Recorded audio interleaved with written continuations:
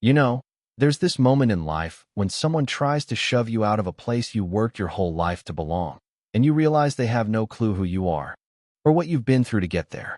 That's exactly what happened to me, Jasmine Thompson, on a morning that was supposed to be just another routine business flight, until a smirk from a flight attendant flipped the entire script and made the whole terminal go silent. Because the moment she saw my business card, she finally understood. Yeah, that happened, and it changed everything. Let me back up a sec. See, folks look at you in a terminal, faded jeans, sneakers, hair pulled back, and think they know your story.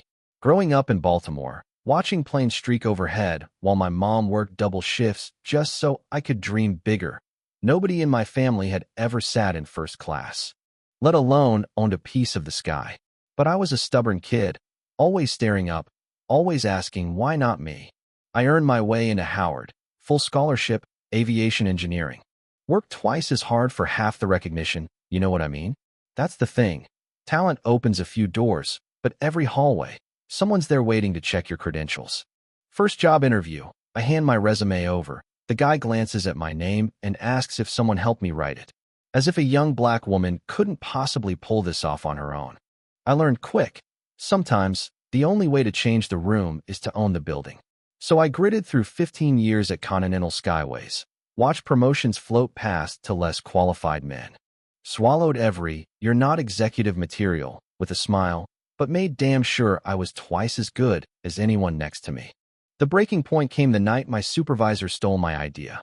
A fuel efficiency system that could save millions, pitched it to the board like it was his, and not a single exec batted an eye. That night, I cried till I had nothing left, called my best friend Alicia, and realized the only way forward was out. Fate threw me a lifeline in the shape of a $75,000 inheritance from my grandmother. Most folks would buy a house. I bet it all on myself, started a tiny consulting firm, Thompson Aviation Tech, just me, a rented office, and no plan B. I worked 18-hour days, slept on the couch, landed contracts nobody else wanted, and bit by bit, companies started noticing their profits going up after they hired me, never realizing the black woman in the background was the one making it happen. For years in, Meridian Airlines was circling the drain, stock in freefall, vultures everywhere, except I saw a chance. I scraped together every dime I had, pulled in investors, and made the wildest move of my life. Bought 51% of a dying airline. People called me insane. Headlines: unknown engineer buys failing airline. The suits laughed, said I'd run Meridian into the ground within a year. What they didn't see was the plan. Overhaul operations, slash costs, rebuild routes for overlooked communities, treat staff like human beings, and keep my ownership secret. I wanted to see the real company, not the cleaned-up version for the boss. That meant flying coach sometimes, first class others, watching how my own people treated passengers who looked like me. 5 years later, Meridian was making money, customer complaints down by 60%, analysts eating their words.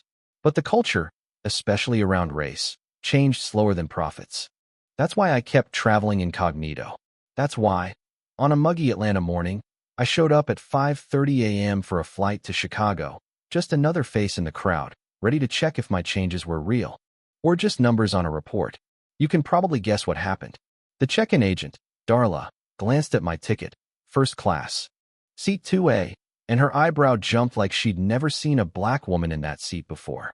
Double-checked my ID, then let a white businessman through with half the fuss. When I asked where the first-class lounge was, another attendant, Bridget, barely looked at me before snapping. "That's for first class only." When I said, "Yeah, I am," she rolled her eyes, then gave the next white man a VIP tour. Full smile, hand on his arm, the works. When I pressed for directions, she pushed past me, elbow out, knocked me sideways like I was in her way. I steadied myself, said quietly, "That was unnecessary." Bridget's face changed, fake shock, voice raised, "Don't create a scene." Security was called. 2 officers, 1 white, 1 black, walked up already sure who the troublemaker was. The white officer turned to Bridget, not me, and asked, "What's going on here?" She lied, said I'd gotten aggressive. I handed over my ticket, my ID, let them search my bag, never once raising my voice. Because I've lived this. If you get angry, you become the angry black woman. If you stay calm, you get called sly. Damned if you do, damned if you don't. But here's the twist. I let them run their play, then slid my executive access card across the table. The room went silent. The manager, Phillips, stammered. "Where did you get this?" I pulled out my business card. Jasmine Thompson, majority owner and CEO, Meridian Airlines. For the first time, they looked scared. That's when I said, "If this is how you treat me, how do you treat people who don't own the airline?" Instead of firing Bridget, I made her the first trainee in our new bias program. Yeah, people thought I was too soft. But firing one person doesn't fix a broken system.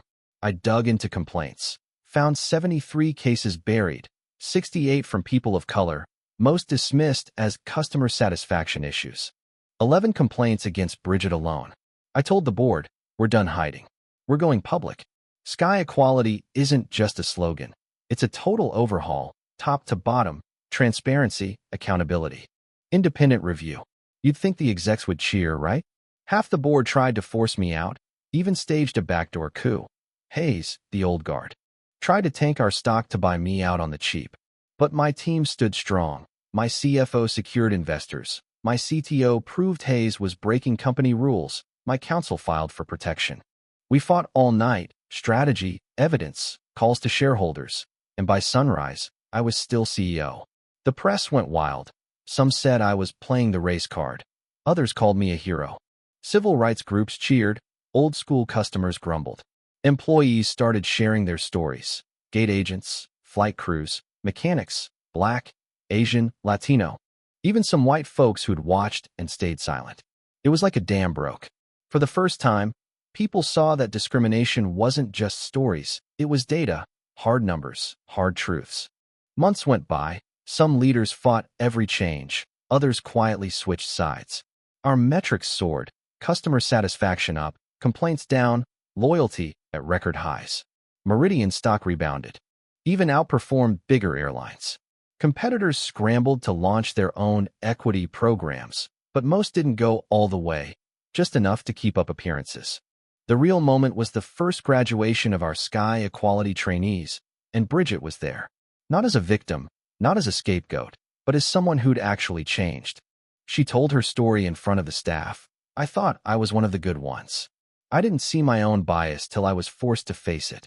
That hit me harder than any press release ever could. I'd love to say we solved everything.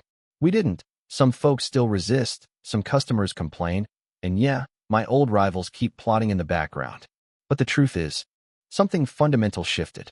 Meridian isn't perfect, but it's proof. Change is possible when you stop pretending, when you put your name and your power on the line. These days, I get on a flight and see new faces, young Black women, Asian men, Lading's kids, wearing the wings, running the gate, working the cabin, knowing they belong. I see passengers treated with respect, not suspicion, and every now and then, an employee will slip me a note, thanking me for making the place better, not just for them, but for everyone. So tell me, if you've ever witnessed or faced discrimination, what would you do if you had the power to change it? Drop your story in the comments. Do you think I was right to confront the system head-on, or should I have played it safe? Like this story, subscribe for more, and share it with someone who needs to remember that dignity isn't a privilege, it's a right. And sometimes, the only way to fly is to bet on yourself and never let anyone else decide if you belong.